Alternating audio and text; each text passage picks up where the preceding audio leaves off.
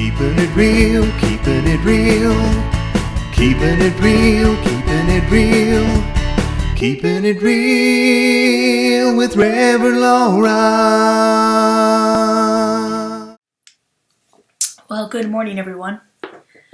Welcome to Keeping It Real. I'm Reverend Laura. A little froggy this morning here. We're often our own worst enemy when it comes to creativity. We're the one that judges ourselves the harshest. We're the one who criticizes our work more than anyone else. For the most part, we can be pretty hard on ourselves. There's a line from a song I love that says, "I'd never say to anyone the things that I say in my own mind." You know, the things that I say about myself, to myself, can be some of the harshest judgment and criticism out there. And I found a way around that in my own experience of creativity. Creativity has really, truly opened up my life in the past 7 or 8 years now. Every year I like to start off with a new spiritual practice. And so in 2016 I was looking for something different to do. And I had taken a workshop on something called Zentangles. And Zentangles is a meditative art form. And so I started doing this process of Zentangling.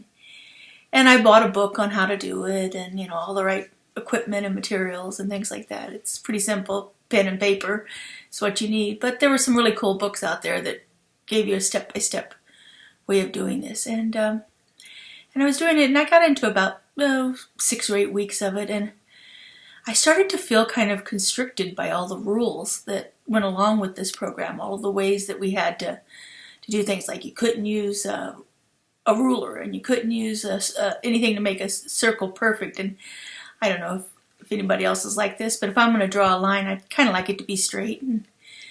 And you know, a circle should be circular and not oval, and have, you know, wonky edges on it. So I was, and I know the purpose of the Zentangle method of not using those things is because they want you to have that freedom to express, that freedom to be creative in there. But like I said, for me, I found it started to be constricted. So one day I drew a shape that I just really, really liked. And but I didn't draw it with this, it was a flower shape, but I didn't draw it with a perfect circle or straight lines on it. And I thought, boy, if I had that, it would really start to look better for me. And again, I was judging myself pretty harshly on what I was doing with it. But I decided one day to give myself permission to do it the way I wanted to do it, and to not have to stick to their rules and so forth.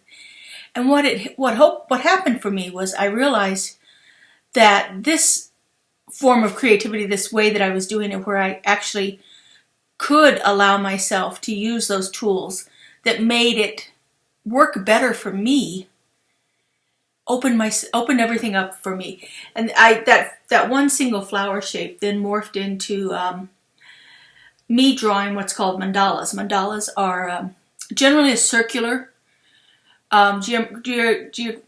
geometrical representation of some kind of an idea, a spiritual concept, a thought, a prayer, a wish, whatever you want. But it's a way of representing that idea in a circular form.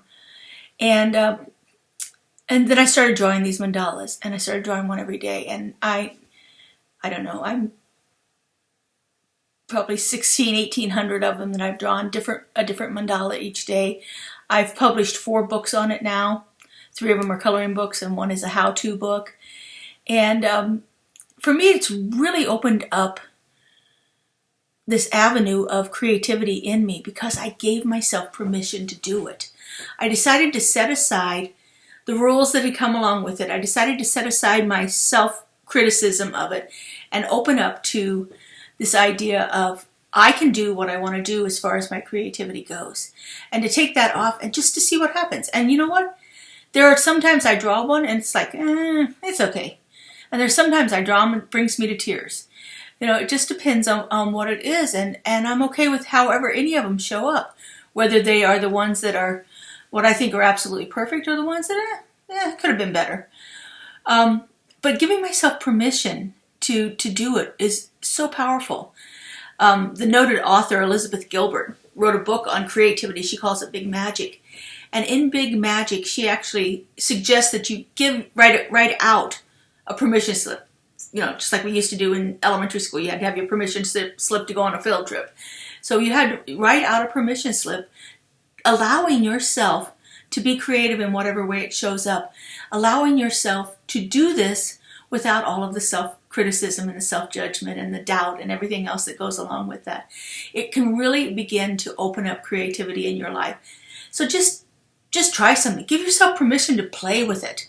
Give yourself permission to just allow it to be what it is and not worry about not every piece is a masterpiece. I also do pottery and the same kind of thing. Some of my pots wound up back in the clay bag to be recycled because they just aren't working. They weren't working out. If you've ever worked on a potter's wheel and you get to that point, the wheel is spinning and the clay is moving, and all of a sudden you can just feel it, and it just goes plop right over on the side. And so, but give yourself permission to play with it. So you're going to have a lot of whops. Sometimes you'll have ones that are absolutely beautiful and spectacular, but you won't know if you don't give yourself permission to try. So I encourage you this week, whatever it is, if you're cooking a meal and you want to try something different, try a spice you've never tried before. Try a cooking technique that you've never done before. Maybe you're going to rearrange your furniture. The nice thing about all that is you can always do it over again. You don't have to keep it that way. But give yourself permission to try something different. Try. Sometimes we'll fail, sometimes we'll succeed. But your creativity and your trust in yourself is going to grow each time. Have a beautiful and fabulous week, everyone, and we'll see you here next week. Bye-bye.